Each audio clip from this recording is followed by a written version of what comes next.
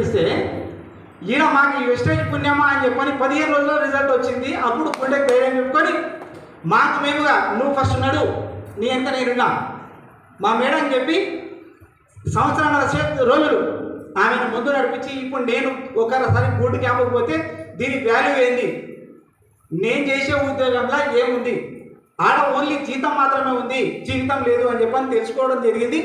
ఆ తర్వాత దీనికి ఇప్పుడు దగ్గర ఒక 4-5 మంత్స్ నుంచి ఫుల్ఫిల్గా చేస్తున్నాం. గురువు గారు ఒకటే మాట అన్నాడు, ఆకలి ఉన్నట్టుగా చెయ్యి, ఆకలి లేనట్టుగా చెయ్యకు అని చెప్పారు.